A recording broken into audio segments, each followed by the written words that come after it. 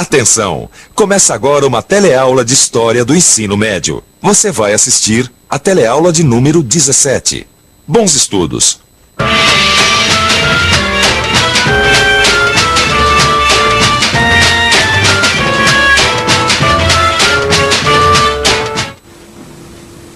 Navegar é preciso. Viver não é preciso. Você já deve ter ouvido essa frase em algum lugar. Esse era o lema dos antigos navegantes, principalmente portugueses. Você vai entender por que eles diziam isso assistindo a nossa teleaula de hoje. Nossa teleaula vai mostrar o que estava acontecendo no mundo um pouco antes da famosa viagem de Pedro Álvares Cabral até a nossa terra. Você vai viajar através de mapas e imagens e conhecer a Rota das Especiarias. Vai navegar pelos caminhos da África e das Índias junto com os navegantes portugueses. Você está pronto para embarcar nessa viagem? Então se liga que a nossa teleaula vai começar agora.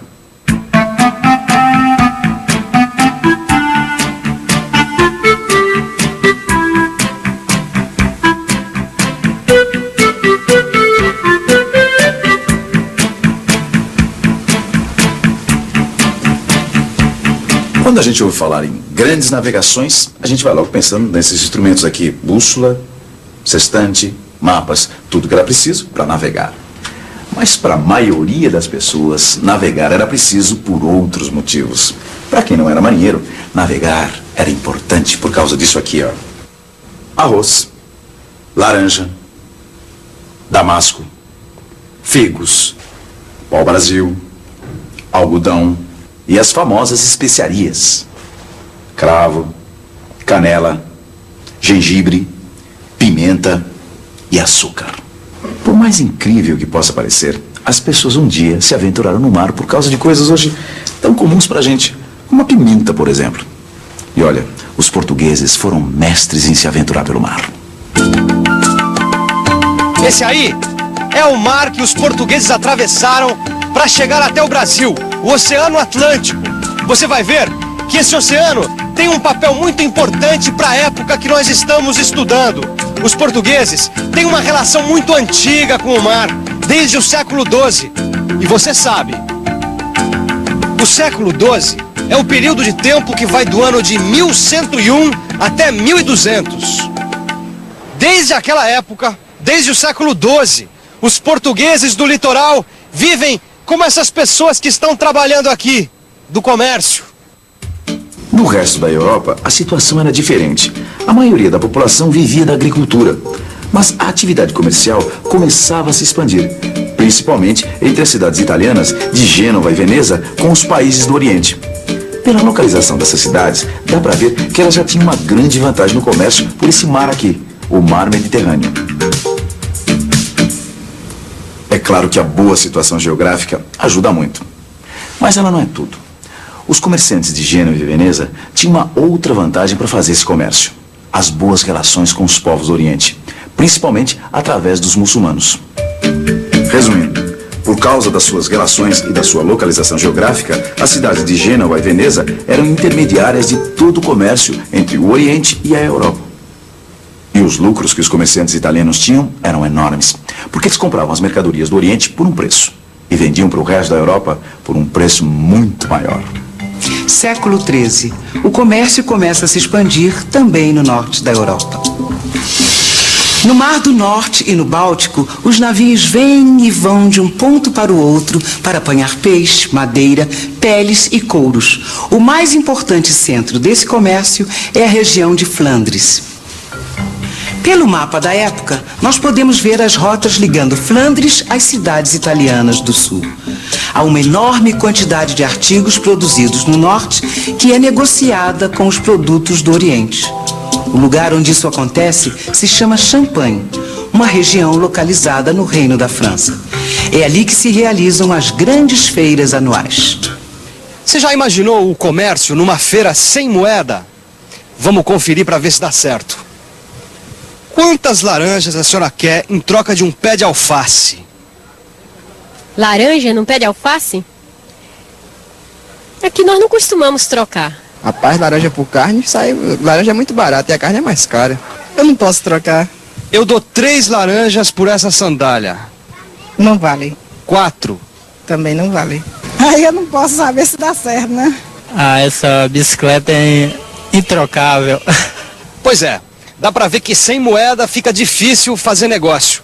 Por isso, na época que nós estamos estudando, a moeda foi valendo cada vez mais. E pouco a pouco foi aumentando o poder da burguesia. A burguesia da época era a classe dos comerciantes, dos banqueiros e dos artesãos. A burguesia era o grupo social que possuía riqueza em moeda e que morava nas cidades. Naquele tempo, as cidades eram conhecidas como burgos. Fica fácil perceber que a palavra burguesia tem origem no nome Burgos. O historiador Léo Huberman escreveu uma coisa muito interessante sobre o comércio nessa época em que a burguesia começava a crescer. Olha só o que ele disse. No centro da feira, pesavam-se, avaliavam-se e trocavam-se muitas variedades de moedas.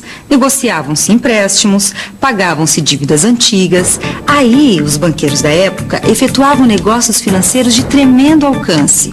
Suas operações cobriam negócios que se estendiam por todo o continente. Entre seus clientes contavam-se papas e imperadores, reis e príncipes, estados e cidades. Século XIV. As coisas começam a mudar. Seria natural pensar que no século XIV o comércio iria crescer mais ainda. Só que não é isso que acontece. No caso do século XIV, o que acontece não é um avanço, é um recuo. Estamos em pleno século da fome. Guerras devastam a Europa. Entre elas, a famosa Guerra dos 100 Anos. Os campos são abandonados e a temida peste negra está matando 1/3 da população da Europa. Com as guerras, as rebeliões e as epidemias, o comércio entre o norte e o sul da Europa fica muito prejudicado. E o comércio pelo mar passa a ser a melhor opção. Esse mar que você está vendo aí atrás de mim era a melhor saída para a Europa do século XIV. Lá, do outro lado do Oceano Atlântico, estava o melhor caminho entre o norte da Europa e as cidades italianas do sul. E no meio do caminho estava Portugal. Portugal se tornou a passagem obrigatória dos navios que iam e vinham entre o norte da Europa e o sul da Itália. Em outras palavras, o que estava acontecendo era o seguinte: o centro comercial da Europa estava se deslocando do mar Mediterrâneo para o Oceano Atlântico. Portugal soube tirar vantagem dessa situação e já no século XV pôde partir por uma empreitada muito mais importante: a conquista de novas terras, novas fontes de comércio e para a exploração de novas riquezas. O primeiro alvo da expansão portuguesa foi a cidade de Ceuta, no norte da África. Ceuta era um importante centro de comércio de mercadorias de luxo orientais e de produtos africanos, como o ouro e o marfim. Além disso, a conquista de Ceuta significava para os portugueses uma vitória contra os grandes inimigos dos cristãos naquela época, os árabes, também chamados de mouros. Derrotar os mouros em Ceuta significou glória para a Igreja Católica, terras e títulos para os nobres, poder para o rei de Portugal, fortuna para os burgueses. E para os marinheiros e soldados portugueses, a conquista de Ceuta significou a perspectiva de uma vida melhor e mais cheia de aventuras. Depois disso, os portugueses continuaram sua expansão por outros pontos da África. Os portugueses começaram sua expansão nas Ilhas da Madeira e dos Açores. O próximo alvo foi o litoral africano. Mas isso não quer dizer que os portugueses pretendiam conquistar a África. O que eles queriam era estabelecer relações comerciais com os chefes africanos para conseguir ouro, marfim e principalmente escravos. E assim eles foram se expandindo rumo ao sul da África. Olhe bem, aí está a África. Observe como pouco a pouco a chegada às Índias por via marítima foi se tornando possível. No ano de 1488, Bartolomeu Dias e os seus marinheiros conseguem contornar e vencer finalmente o Cabo das Tormentas, que depois dessa muda até de nome, vira Cabo da Boa Esperança. 10 anos depois, em 1498, a esquadra do navegador Vasco da Gama chega a Calicut. Calicut era um importante porto de especiarias controlado pelos muçulmanos. Estava então aberta uma nova rota para as Índias, mais rápida e mais barata. Para as cidades italianas e para o norte da Europa, começava a decadência. Para Portugal, era o início da fama, fortuna e poder. Mas fama, fortuna, poder não dependem só de sorte. Dependiam naquela época muito disso aqui. Dependiam de saber navegar. Sair pelos mares naqueles tempos era uma aventura tão complicada quanto ir para o espaço nos dias de hoje. Para que os portugueses conseguissem trazer as especiarias de volta a Portugal por esse caminho, eles tinham que sair daqui com tudo na mão. Tudo que eu digo está aqui. Os mapas, com suas rotas de navegação. A bússola.